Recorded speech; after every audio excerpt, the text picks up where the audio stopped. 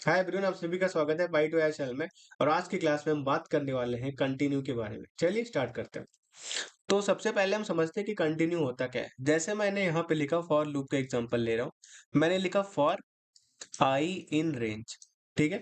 अब इस रेंज के अंदर मैंने दे दिया दो नंबर, मान लेते हैं 1 से लेकर के 11 मैंने दे दिया। और मैं यहाँ पे लिखता हूँ, मान लेते हैं मैंने लिखा इफ अगर ये जो आपका नंबर है यानी कि आई यहाँ पे है, ये अगर 5 के इक्वल आता है, यहाँ पे लगाते हैं कॉलन, तो मैं यहाँ पे लिख देता हूँ सिंपल सा कंटिन्यू।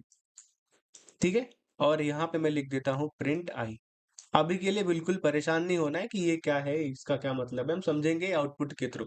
यहाँ पे क्या होगा, यहाँ पे आपका 1 से लेके 10 तक का लूप आपका जाएगा। आपने रेंज फंक्शन पढ़ लिया, आपने फॉर लूप पढ़ लिया, तो आपको पता है कि 1 से स्टार्ट होगा 10 तक ये जाएगा। अब उसके बाद यहाँ पे क्या है, यहाँ पे कंडीशन है आई की वैल्यू 5 के इक्वल है, यानी कि 5 वाले में थोड़ा बहुत कुछ ना कुछ चेंजेस आएंगे। क्या चेंजेस आएंगे, यहाँ पे लिखा है कंटिन्यू, यानी कि पहले क्या होगा, आई की वैल्यू 1 आएगी, यहाँ पे चेक करेगा इक्वल नहीं है, तो यहाँ पे प्रिंट आई कर देगा, नहीं 1 प्रिंट हो जाएगा, 2 इसी तरीके से 3, इसी तरीके से 4। लेकिन जब 5 की बारी आएगी तो यहाँ पे चेक करेगा क्या आई की वैल्यू जो 5 है क्या 5 के इक्वल है। हाँ बिल्कुल इक्वल है। तो अब यहाँ पे क्या होगा, वो स्किप हो जाएगा। यानी कि जो भी इटरेशन, ध्यान समझिए यहाँ पे, जो भी इटरेशन यहाँ पे आपका जो भी कंडीशन दी है ना, जिस भी कंडीशन के साथ कंटिन्यू लिखा है, वो अगर मैच कर जाता है, तो यहाँ पे वो इटरेशन क्या हो जाएगा, स्किप हो जाएगा। यानी कि आई इज इक्वल टू 5 यहाँ पे मैच कर गया, 5 की वैल्यू यहाँ पे मैच कर गई, तो 5 आपका स्किप हो जाएगा। यानी कि आगे क्या आएगा आपका, 6 आएगा, फिर 7 आएगा, फिर 8 आएगा, फिर 9 आएगा, फिर 10 आएगा। 10 तक यहाँ पे क्या होगा, आपका लूप जा रहा होगा। तो ये बात होती है आपके कंटिन्यू के बारे में। अगर हम बात करें ब्रेक में क्या था, ब्रेक में क्या था, आपका तुरंत ही जो लूप है वो एग्जिट हो जाता था। लेकिन यहाँ पे ऐसा कुछ नहीं है। यहाँ पे क्या होगा, एग्जिट नॉट एग्जिस्ट, एग्जिट हो जाता था। यहाँ पे क्या है, यहाँ पे अगर मैं बात करूँ कंटिन्यू के बारे में, तो कंटिन्यू में क्या होता है, इटरेशन आपका स्किप होता है, ना कि लूप आपका एंड होता है। यानी कि जो भी कंडीशन आप मैच करेगा, वो इटरेशन यहाँ पे आपका स्किप हो जाएगा। और देखते हैं इसके बारे में। तो सिंटैक्स में भी वही सेम चीज है। व्हाइल में आपने लिखा कंडीशन, अगर यहाँ पे व्हाइल लूप के बारे में बताया, यहाँ पे आपने लिखा कंडीशन, और यहाँ पे जो कंडीशन मैच करेगा, उस कंडीशन के हिसाब से जो भी वैल्यू होगी वो स्किप हो जाएगी। फिर यहाँ पे आप जो भी चीजें लिख रहे होगे वो चीजें आपका फॉलो अप हो जाएगा। ठीक है। अब बात समझते हैं ब्रेक और कंटिन्यू में डिफरेंस क्या होता है। अब ब्रेक में क्या होता है, अब ब्रेक में ये होता है कि अगर आपने कंडीशन, ध्यान समझिएगा, कंडीशन जो आप लूप के साथ लगाए हो, जैसे आपने व्हाइल लिखा, यहाँ पे आपने ट्रू हमेशा लिख दिया, बट यहाँ पे जो इफ लिखे हो, यहाँ पे कुछ कंडीशन लिखे हो, ये अगर मैच कर जाता है तो आपका लूप क्या हो जाएगा, एग्जिट कर जाएगा, यानी कि ब्रेक हो जाएगा। लेकिन कंटिन्यू में ऐसा नहीं है। आपने जो भी व्हाइल के बाद आप जो कंडीशन लिख रहे हो, वहां पे आपको कंडीशन देना पड़ेगा।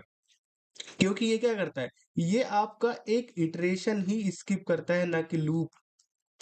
बात समझ रहे हैं, ये क्या करेगा, सिर्फ और सिर्फ इटरेशन स्किप करेगा, ना कि लूप एग्जिट करेगा। यानी कि आपका इसके पहले वाले एग्जांपल में भी आपने देखा, सिर्फ और सिर्फ 5 इसने क्या क्या स्किप किया, ना कि पूरा लूप उसके बाद आपका एग्जिट हो गया। तो ये आपका होता है डिफरेंस ब्रेक और कंटिन्यू में। ठीक है। अब आगे चलते हैं। एक एग्जांपल है, उसको समझते हैं, इसको कोड करके भी हम समझेंगे। तो यहाँ पे है प्रिंट ओनली ऑड नंबर्स, यानी कि आपको ओनली ऑड नंबर्स को प्रिंट कराना है। अब इसके लिए कोड लिखते हैं, मान लेते हैं फॉर, अब इसके लिए हम ले लेते हैं रेंज, एक ले लेते हैं, यानी कि 1 से लेके आपका 20 तक, यानी 21 ना, जो रेंज आपका लेंगे। यहाँ पे ले लेते हैं फॉर आई इन रेंज। अब यहाँ पे जो रेंज हम लिख रहे हैं, रेंज के अंदर क्या लिखेंगे, स्टार्टिंग और स्टॉपिंग वैल्यू, यानी 1 से लेकर 21 तक जाएगा। फिर लगाएंगे हम कॉलन। अब यहाँ पे हमको ऑड नंबर ही अकेले प्रिंट कराना है, यानी कि ऐसे नंबर जो कि इवन है उसको स्किप करना है। यानी हम क्या लिख सकते हैं, यहाँ पे हम लिख सकते हैं इफ ये जो आई की वैल्यू है, क्या है, जो ये आई की वैल्यू है, अगर 2 से उसको डिवाइड करने पे रिमाइंडर क्या आ रहा है आपका, 0 के इक्वल आ रहा है। आपको पता है इसकी ये क्या है, ये जो पर्टिकुलर आपकी कंडीशन है, ये इवन नंबर की कंडीशन है। अगर ऐसा आ रहा है तो आप क्या करोगे, कंटिन्यू कर दोगे। यानी कि जितने भी इवन नंबर आएंगे उनके लिए आप क्या करोगे, लूप स्किप कर दोगे, इटरेशन स्किप कर दोगे, और इसके बाद आप क्या कर दोगे, प्रिंट कर दोगे, सिंपल सा आई।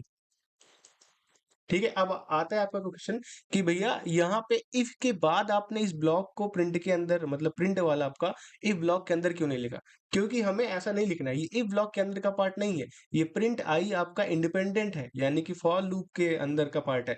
ये इफ के अंदर का पार्ट आपका कंटिन्यू है, यानी अगर ये ट्रू होता है तब आपको कंटिन्यू आपका रन होगा, यानी कि आपका वो पर्टिकुलर जो आई वैल्यू है वो एग्जिट हो जाएगी, वो स्किप हो जाएगा, ना कि आपको प्रिंट लिखना है इसके अंदर। अब देखते हैं इसको कोड में और समझते हैं और अच्छे से।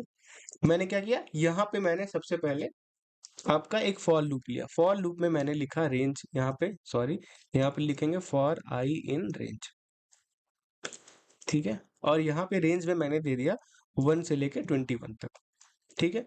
अब उसके बाद मैं चेक करना चाहता हूँ किसके लिए, आपका इवन के लिए, यानी कि अगर आई की जो वैल्यू है क्या है, आई की जो वैल्यू है अगर उसका मॉड्यूलस रिमाइंडर सॉरी अगर 2 के साथ 0 है, तब हम क्या करेंगे, हम कंटिन्यू कर देंगे। लेकिन अगर ऐसा नहीं है तब हम क्या करेंगे, हम कर देंगे सिंपल सा प्रिंट कर देंगे आई, ठीक है। मैंने प्रोग्राम बनाया, अब इसको करते हैं रन और करते हैं टेस्ट। तो यहाँ पे आप ध्यान से देखें 1 3 5 7 9 11 13 से लेकर के 19 तक का नंबर आपका प्रिंट हो गया, यानी आपका इवन नंबर यहाँ पे प्रिंट नहीं हुआ है। आई होप आपको इसका मैकेनिज्म समझ में आया होगा, कैसा फ्लो है आपको समझ में आया होगा।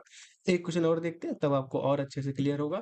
अगला क्वेश्चन है आपका print numbers from 1 to 30 skipping all multiples of 3, यानी कि जो आपके 3 के मल्टीपल्स हैं उसको आपको स्किप करना है, ठीक है। अब इसके लिए क्या करेंगे, फॉर लूप ही ले लेते हैं, यानी आपको अगर आपको पता है स्टार्टिंग पॉइंट और स्टॉपिंग पॉइंट आपको पता है, तो आप ट्राई करिए फॉर लूप लेने के लिए। आपको लूप में जो डिफरेंसेस है आपको पता होना चाहिए। यहाँ पे आपने लिखा फॉर, फिर लेते हैं आई इन रेंज, ठीक है। अब इस रेंज के अंदर हम दे देते हैं 1 से लेके 31 तक।